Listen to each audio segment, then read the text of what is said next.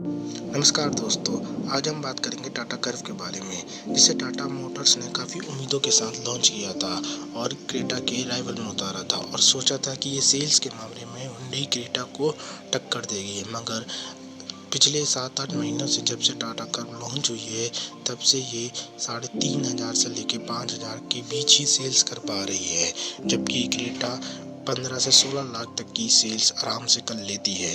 तो ये सेल्स के मामले में क्रेटा को कहीं से भी टक्कर नहीं देती हुई नज़र आ रही है। तो आज हम इसी बारे में बात करेंगे, आखिर क्यों इसकी जो सेल है वो डाउन हो रही है। आखिर क्या रीज़न है कि एक इतनी अच्छी गाड़ी हो के भी ये इसकी सेल्स नहीं हो पा रही है। तो इसी मामले में अगर हम आगे बढ़े तो इसको हम पॉइंट्स के द्वारा समझेंगे। तो पहला पॉइंट जो है वो पॉइंट है इसका जो फ्रंट लुक है। इसका जो फ्रंट लुक है वो कहीं ना कहीं नेक्सॉन से मिलता है। तो ये नेक्सॉन से बहुत ज़्यादा सिमिलर है। अगर कोई 17-18 लाख की टाटा कर्व ले रहा है या फिर 20-22 लाख की कोई टाटा कर्व ले रहा है और बाद में उसे फ्रंट से देखने में ये नेक्सॉन जैसे लगे, तो उसे थोड़ा ऑड तो फील होगा ही। इसलिए इसकी सेल्स में ये एक महत्वपूर्ण फैक्टर काम करता है। अगला जो फैक्टर है वो है इसका जो प्राइस डिस्ट्रीब्यूशन है। तो देखिए, जो टाटा कर्व है वो ऑन रोड 11,10,000 से स्टार्ट होके 22,25,000 तक जाती है।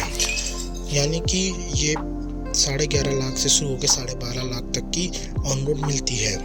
तो इसके जो प्राइस डिस्ट्रीब्यूशन है ना वो अच्छा नहीं है। जो टाटा कर्व है और टाटा मोटर्स ने टाटा कर्व को इस तरीके से डिज़ाइन किया है, या फिर इसके जो वेरिएंट को इस तरीके से बांटा है कि उनका मानना ये है कि जो कस्टमर है वो टाटा कर्व का टॉप मॉडल ले। मगर मैं बात करूं तो 20-22 लाख की टाटा कर्व कौन लेगा। माना कि जितनी भी बिक्री हो रही है उसमें से 10 या 12% लोग टॉप मॉडल ले लेंगे। मगर अगर हम क्रेटा की ही बात करें, उसका भी टॉप मॉडल इतना नहीं बिकता है। जो क्रेटा का जो टॉप सेलिंग मॉडल्स हैं वो 15 से 18 लाख तक के बीच में आते हैं। और अगर हम 22 लाख की बात करें तो 22 लाख में आपको XUV 700 और स्कॉर्पियो एन जैसे बहुत अच्छे ऑप्शन मिल जाते हैं, जिसमें XUV 700 का AX5 वेरिएंट मिल जाएगा। और जो अगर हम बात करें स्कॉर्पियो एन की तो उसका Z4 वेरिएंट आपको, Z6 वेरिएंट आपको मिल जाएगा। डीजल और पेट्रोल दोनों में अवेलेबल है, जिसमें आपको ज़्यादा बड़ी स्पेस, ज़्यादा बड़ी कार तथा ज़्यादा बढ़िया पावर मिल जाएगी।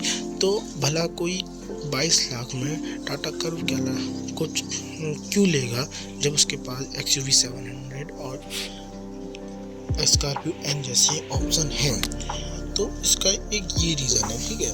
और जो उन्होंने वेरिएंट लगाए हैं ना, तो इसके जो टाटा कर्व के जो मिड वेरिएंट है ना वो इतने वैल्यू फॉर मनी वेरिएंट है ही नहीं।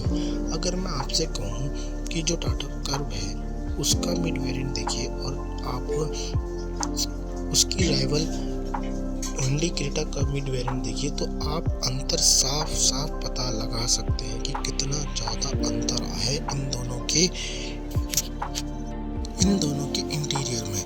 देखिए, जो इंसान है ना वो आजकल समझ चुका है कि जो बाहर से गाड़ी अच्छी होनी चाहिए, हाँ होनी, मगर अंदर से भी आरामदायक और गुड लुकिंग, अट्रैक्टिव होनी चाहिए। क्योंकि जो इंसान है वो ज़्यादातर समय तो कार के अंदर रहेगा ना, तो उसको कार का इंटीरियर भी मैटर करता है। और आजकल ये सारे इंडियन समझ चुके हैं। और इसी के साथ साथ जो हुंडई और किया जैसी कंपनी है वो भी इस बात को समझ चुकी हैं। वो भी अपना इंटीरियर में ज़्यादा से ज़्यादा अच्छा करने की कोशिश कर रही हैं। तो अगर हम बात करें टाटा कर्व की, तो जो टाटा कर्व है ना, टाटा कर्व का जो आप इंटीरियर देखेंगे मिड वेरिएंट का 16-17 लाख तक का जो इंटीरियर है उतना खास नहीं है। देखिए, इंटीरियर का मतलब सीधे आजकल लोग गाड़ियों के जो कार्स की सीट्स है उनको ही नहीं देखते, इसके अलावा वो उनके इस इंफोटेनमेंट सिस्टम को देखते हैं, उसकी MID को देखते हैं, उसकी जो डैशबोर्ड है, उसकी जो प्लास्टिक है, उसकी क्वालिटी को देखते हैं। अगर मैं आपको दिखाऊं, जो सामने जो वो टाटा कर्व है उसका ये क्रिएटिव एस वेरिएंट है जिसकी ऑन रोड कीमत, ये क्रिएटिव एस पेट्रोल है जिसकी ऑन रोड कीमत 15.5 लाख है। उसका एमआईडी आप देखिए, इस तरीके का एमआईडी दे रहा है। और ये क्रेट उसका जो ऑटोमेटिक वेरिएंट है लाख है, उसका एमआईडी देखिए। इस तरीके का अगर आपको टाटा कर्व में एमआईडी चाहिए तो आपको कम से कम 19 लाख रुपए खर्च करने पड़े। अगर आप क्रिएटिव एस डीसी ऑटोमेटिक लेते हैं जिसकी कीमत 18,80,000 है तो आप उसका एमआईडी देखिए। अगर आप खुद ही बताइए कि अगर कोई 18.5 लाख 19 लाख रुपए दे रहा है, उसको हाफ डिजिटल इंस्ट्रूमेंट क्लस्टर या एमआईडी मिलता है तो उसको कैसा फील होगा, आप खुद ही बताइए। उसको मतलब कि उस एक लगेगा कि मैंने इतना रुपए खर्च कर रहा हूँ फिर भी मुझे एक पूरी कंप्लीट कार नहीं मिल रही है, मतलब कंप्लीट फीचरिस्टिक कार नहीं मिल रही है। ठीक है, अगर आपको टाटा कर्व में ये वाला फुली डिजिटल एमआईडी चाहिए तो उसके लिए आपको कम से कम क्रिएटिव प्लस एस वेरिएंट लेना पड़ेगा जिसकी पेट्रोल मैनुअल की कीमत 16.5 लाख, पेट्रोल ऑटोमेटिक की कीमत 17.5 लाख, डीजल मैनुअल की कीमत 18.5 लाख और डीजल ऑटोमेटिक की कीमत 19,90,000 है। अगर आपको ये सही लग रहा तो मैं दिखा दूँ, ये है जो क्रेटा के सेकंड बेस मॉडल की एमआईडी जिसकी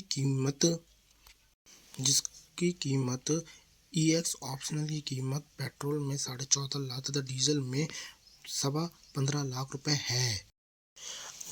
तो आप खुद ही बताइए, जो fully digital MID Creta 15.5 lakh रुपए में दे रहा है वही फुली डिजिटल एमआईडी पाने के लिए आपको टाटा कर्व में कम से कम 18 लाख रुपए खर्च करने पड़ेंगे।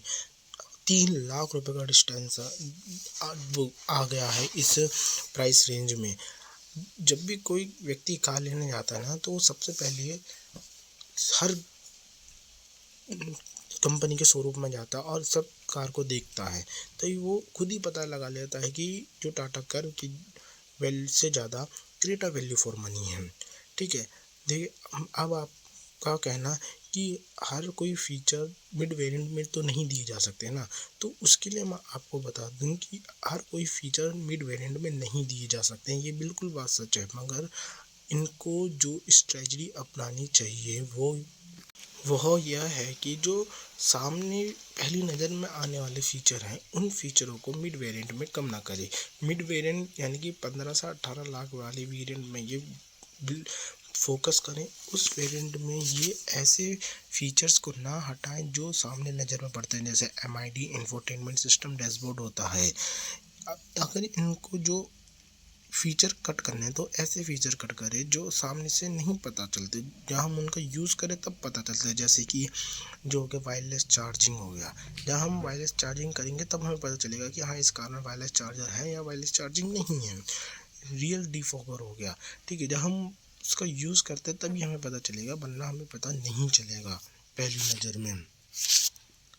तो इसी तरह की स्ट्रेटजी हिंडी क्रेटा अपनाती है, इसलिए वो सफल है और यही टाटा कर्व को अपनानी चाहिए, तभी इसकी बिक्री होगी। आज के लिए इतना ही, धन्यवाद।